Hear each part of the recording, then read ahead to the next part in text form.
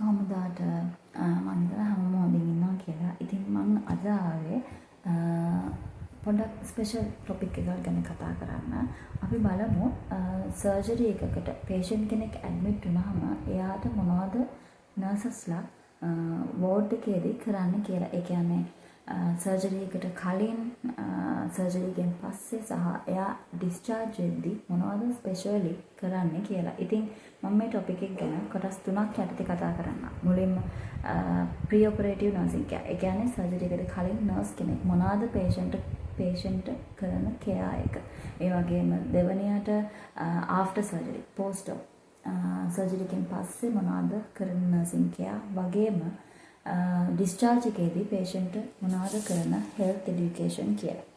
ඉතින් මුලින්ම බලමු අපි patient කෙනෙක් සර්ජරි එකට කලින් මොනවද කරන නර්සින් කෙයාර් කියලා. ඉතින් මුලින්ම අපි patient සර්ජරි එකට physically ready කරන්න කලින් අපි බලන්න ඕනේ patient emotionally ඒ සර්ජරි එකට readyද කියලා.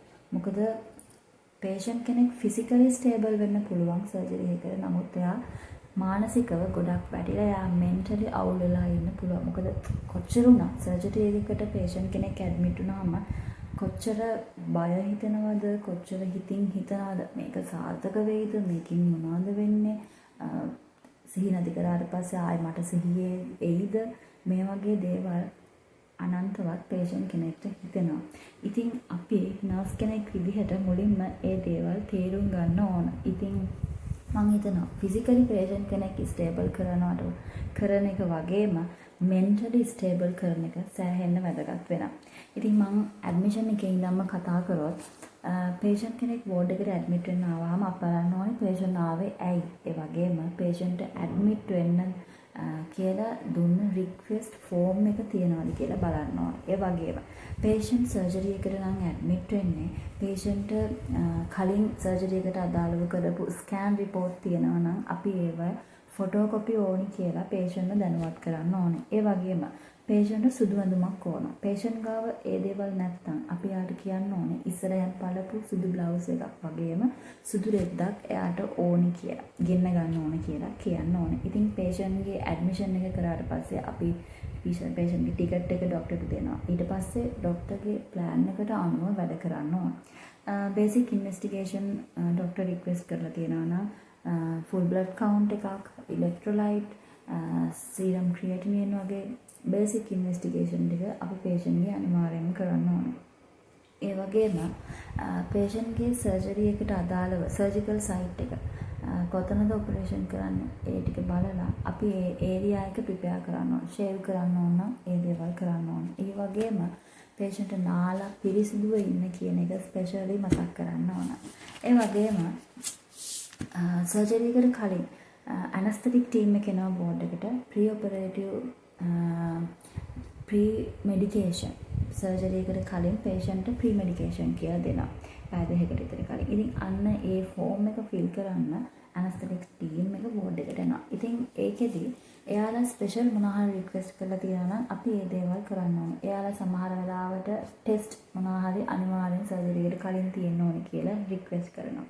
serum creatinine report එකක් වෙන්න පුළුවන්. count report එකක් වෙන්න පුළුවන්. ඉතින් ඒ දේවල් patient දැනටමත් ward එකේ කරලා නැත්නම් අපි ඒව අනිවාර්යෙන් ready කරලා තියන්න ඕනේ සර්ජරි එකට යන්න කලින්. ඒ වගේම සමහර වෙලාවට කියනවා තියටර් එකට එවන්න කලින් patient nebulize කරලා එවන්න කියලා. ඉතින් ඒ වගේ දේවල් අපි අර form එක බලලා කරලා ready කරලා තියන්න ඕනේ. ඒ වගේම සර්ජරි එකට කලින් අපි patient ගේ සුදු ඇඳුම ඉල්ලගෙන cover එක කොලේ කොතලා patient ගේ නම ගහලා CSSD යවනවා. patient දෙන්නේ අපි sterile කරපු සුදු ඇඳුමක් තියටර් එකට අඳින්න. ඉතින් ඒක අපි ඉල්ල ගන්න ඕන. ඒ වගේම patient අපි fasting තියන්න ඕනේ. ඒ අදාළ පැය ගාන fasting තියන්න ඕන.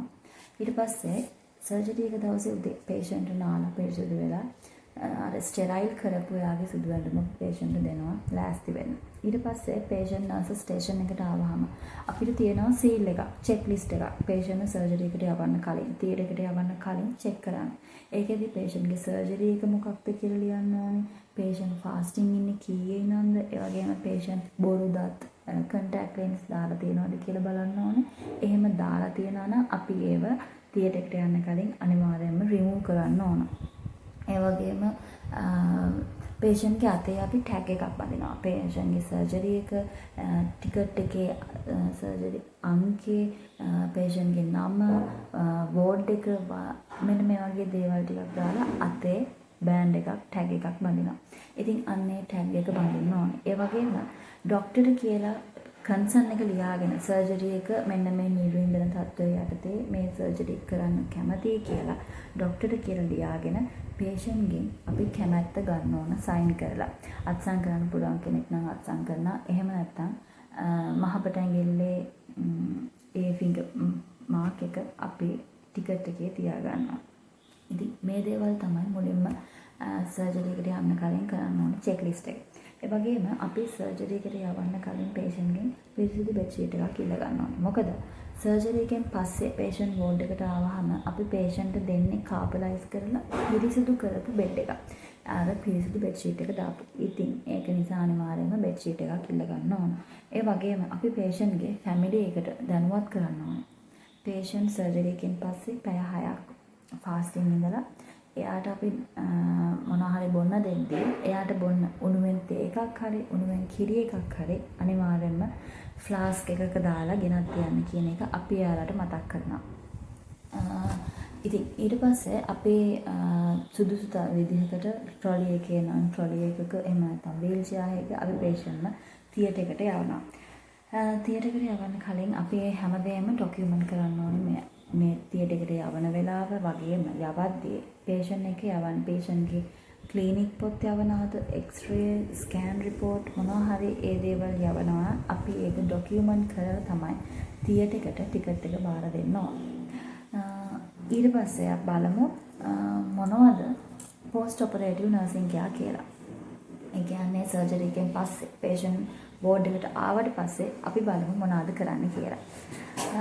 පේෂන්ට් කෙනෙක් වෝඩ් එකට සර්ජරි එකෙන් පස්සේ ගෙනාවට පස්සේ අපි අනිවාර්යයෙන්ම එයාව බෙඩ් එකට දාලා චෙක් කරන්න ඕනේ. පේෂන්ට් කොන්ෂස්ද, රෂනල්ද, ඒ වගේම පේෂන්ට්ගේ සර්ජිකල් සයිට් එකෙන් කියන්නේ ඔපරේෂන් එක කරපු තැනින් ඇක්ටිව් බ්ලීඩින් එකක් තියනවද? ඒ කියන්නේ කොච්චර ප්ලාස්ටර් ගහලා එතුවත් තවමත් ඇක්ටිව්ව තවමත් ලේ එනවද කියන එක අපි චෙක් කරලා බලන්න ඕනේ. ඒක සැරින් සැරේට බලන්න ඕන. ඒ වගේම පේෂන්ට් කාඩියක් මොනිටර් එකට කනෙක්ට් කරගන්නවා. ඒ වගේම අපි යාගේ වයිටල් සයින්ස් චෙක් කරනවා. ඒක බලන්නේ අපි විනාඩි 15න් 15ට පැය දෙකක්, පැය භාගෙන් පැය දෙකක්, ඒ වගේම පැයෙන් පැය දෙකක් වගේ පැය 6ක් පුරාවට අපි පේෂන්ට්ගේ බ්ලඩ් ප්‍රෙෂර්, ටෙම්පරේචර්, රෙස්පිරේටරි රේට් එක, පස්සේ නාඩි කොච්චරද කියලා මැනලා චෙක් කරලා අපි ඒක BHD එකේ ඩොකියුමන්ට් කරන්න ඕන. අපි ඒ මොනිටර් කරන පැය 6 පුරාවට අපි පේෂන්ට්ව ෆාස්ටිං තමයි තියන්නේ. පේෂන්ට් ෆුල් රිකවරි වෙනකම් කිසිම දෙයක් එයාට කන්න බොන්න දෙන්නේ නැහැ. ඉතින් ඒ පැය 6 පුරාවට පේෂන්ට් විජරණය වෙන හින්දා ඩිහයිඩ්‍රේට් වෙන නිසා අපි යාට නෝමල් සෙලයින් ඩ්‍රිප් එකක් පටන් ගන්නවා.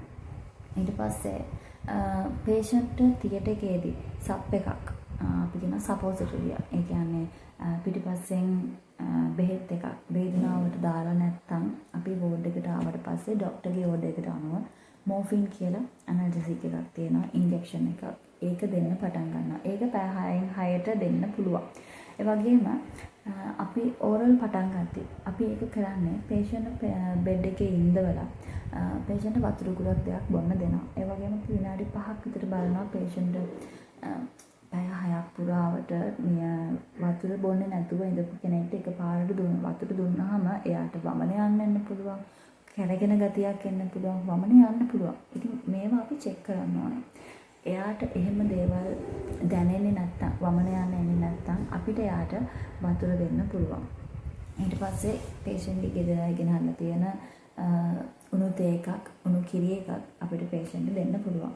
ඊට පස්සේ තමයි අපි යාගේ ඕරල් ඩ්‍රග්ස් පටන් ගන්න. අපි පේෂන්ට් පේන් එක දැනෙන්නේ නැති වෙන්න මාරුවට තමයි මේ වේදනානාශක පේෂන්ට් දෙන්නේ.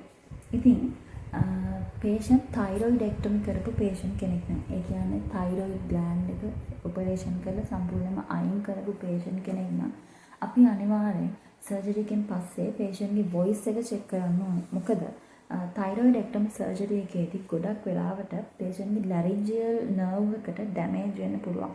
අන්න ඒක නිසා අපි patient ගේ voice එක අඩු වෙලාද, voice එකේ change එකක් තියෙනවද, මොනවාම හරි එකක් තියෙනවද කියන එක check කරලා බලන්න ඕනේ. එහෙම දෙයක් තියෙනවා නම් අපි patient ENT referral එකක් දාන්න ඕනේ. ඉතින් ඒ වගේම අපි bed එක පොඩ්ඩක් prop up කරලා patient පහසු විදිහට bed එක හදලා දෙනවා.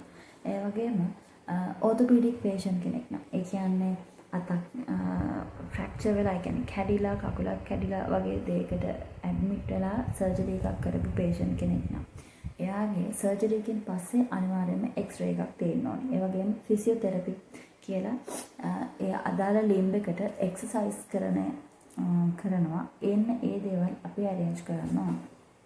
ඉතින් සමහර patient drain high කරලා තියෙනවා. ඒ කියන්නේ surgical site එකකින් බටයක් දාලා තියෙනවා ඇතුලේ එකතු වෙන ලේ පිටතට ගන්න. ඉතින් අපි මේ drain එක check කරන්න ඕන.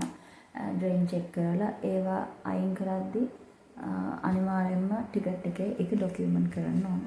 ඉතින් මේ දේවල් තමයි surgery එකෙන් පස්සේ අපි patient කෙනෙක්ට කරන special care එක. අපි බලමු discharge එකේදී මොකද වෙන්නේ කියලා. discharge වෙද්දී අපි patient අනිවාර්යයෙන්ම අලුත් dressing එකක් අලුතෙන් gauze තියලා dressing එකක් දාලා දෙනවා. ඒ වගේම මොනවා හරි පටක කොටස් patient ගේ check කරන්න යවුවා නම් අපි කියන histopathology යවුවා නම් ඒකේ report එක ගන්න පුළුවන් විදිය patient දැනුවත් කරන්න ඕනේ. කොච්චර කාලෙකින්ද සමහර ගොඩක් වෙලාවට histopathology report එකක් එන්න මාසෙකමාරක් විතර යනවා. ඉතින් අපි ඒව ගැන patient දැනුවත් කරන්න ඕනේ.